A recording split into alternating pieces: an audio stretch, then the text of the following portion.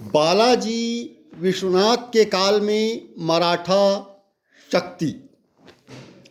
मराठा इतिहास में बालाजी का स्थान अत्यंत ही महत्वपूर्ण है।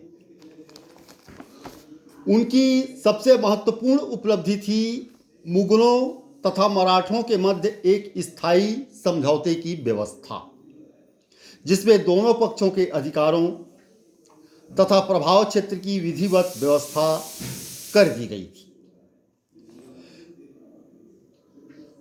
बालाजी विश्वनाथ के काल में मराठा शक्ति महाराष्ट्र के बाहर भी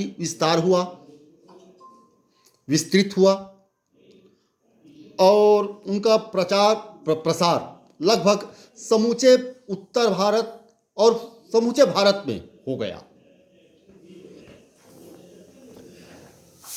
मराठों की मुगलों की प्रतिनीति में परिवर्तन 1716 के बाद से आया था।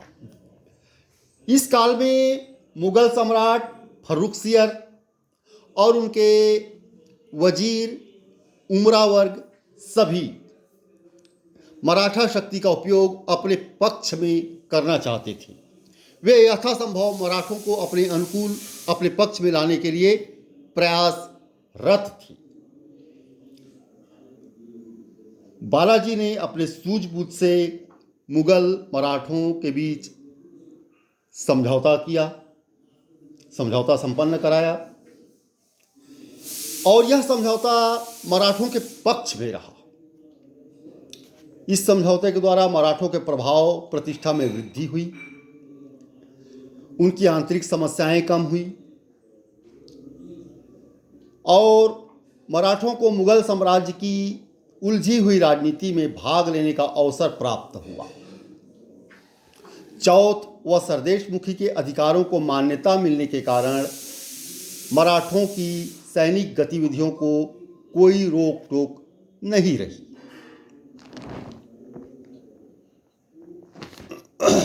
इसके अलावा मराठों की स्थिति भी बहुत कुछ अनुकूल थी।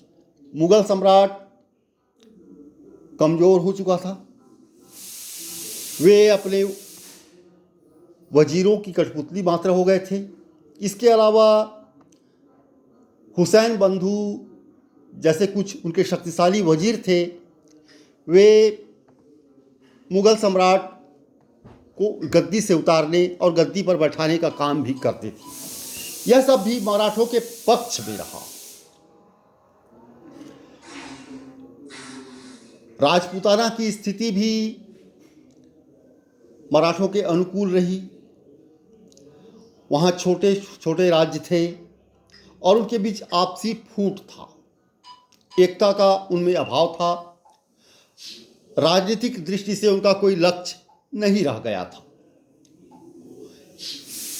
इस कारण उत्तर भारत भी उनके पक्ष में ही रहा और उन्हें पर्याप्त मौका मिल गया इस क्षेत्र में मराठा शक्ति का विस्तार करने का।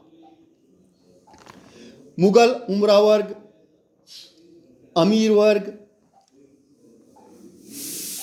अपनी निजी शक्ति में वृद्धि करने के लिए प्रयासरत रहते थे। यह भी मराठों के अनुकूल रहा। जो समर्थ थे वे अपने और प्रभाव की वृद्धि करने, स्वार्थ सिद्धि में लगे रहते थे। मराठों को मुगल साम्राज्य की राजनीति में हस्तक्षेप करने का पर्याप्त अवसर भी मिला। इसके अलावा मराठे भी प्रत्यक्ष अप्रत्यक्ष रूप से मुगल साम्राज्य को गद्दी पर आरूढ़ करने, गद्दी से उतारने की राजनीति में संलग्न हो गए। बालाजी ने मुगलों के प्रति अपनी नीति निर्धारण में सभी तथ्यों का बखूबी ध्यान रखा और उनकी मृत्यु होते तक उनके उत्तराधिकारियों ने भी उनकी नीतियों का पालन किया और मराठा हित में इन सब का लाभ उठाया। मराठा इतिहास में बालाजी विश्वनाथ का महत्वपूर्ण स्थान है। उनकी निर्णय शक्ति, सूझबूझ अद्भुत थी।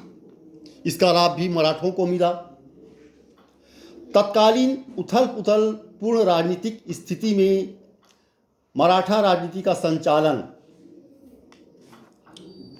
ये बालाजी विश्वनाथ जैसे महापुरुष के लिए ही संभव हो सकता था, क्योंकि उस समय की राजनीति अत्यंत ही उलझी हुई थी। एक तरफ मुगल सम्राट अत्यंत ही कमज़ोर हो चुके थे, अमीर उमरा वर्ग पर्याप्त शक्तिशाली हो गए थे और ये मुगल सम्राट की अवहेलना करते थे। राजपूताना अनेक छोटे बड़े राज्यों में बटा हुआ था। इन सब को एक सूत्र में पिरोकर इनका उपयोग मराठा शक्ति के विस्तार में लगाने का कार्य बालाजी विश्वनाथ के लिए ही संभव हो सकता था।